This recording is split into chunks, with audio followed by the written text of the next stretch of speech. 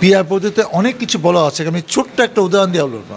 তখন কোনো কারণে সিদ্ধান্ত হলো যে আওয়ামী লীগ নির্বাচনে আসবে, আওয়ামী লীগ ইলেকশন করলে 10-15-20টা সিট পাবে কিনা জানি না, কিন্তু আওয়ামী লীগ পিআর পদ্ধতিতে আওয়ামী লীগ 60-70-80টা সিট পেয়ে যেতে পারে। এটা কি আপনারা চান?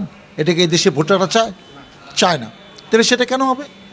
যে আওয়ামী লীগকে বর্জন করছে, আপনি ইলেকশন করেন, আর ঠিক আছে আওয়ামী লীগ এখানে আসলো, নৌকা প্রতীক দেওয়া হলো, ঠিক আছে, তারা কত জনপ্রিয়, সাভারে ইলেকশন করে দেখুক, অন্য জায়গায় ইলেকশন করে দেখুক, কিন্তু পার্সেন্টেজ সাভারে এসে 10% ভোট পেয়ে গেলো, অমুক জায়গায় পেয়ে গেলো, এই পার্সেন্টেজ 20% ভোট পেলে 60টা সিট, এটা তো হতে পারে না।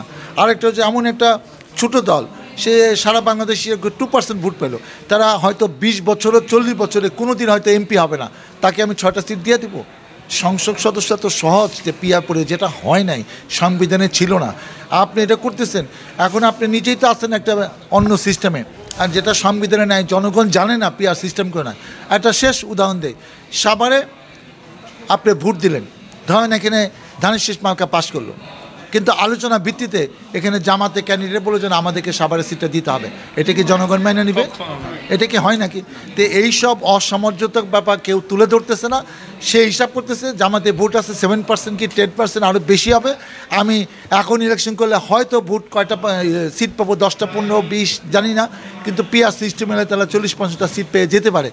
তাদের স্বার্থে, তাদের সুবিধা, এটা তাদের দলের সুবিধার জন্য তারা হচ্ছে, জনগণের সুবিধা এখানে আসলে আদৌ আছে কিনা আমি জানি না। দৈনিক আজকের বাংলা .net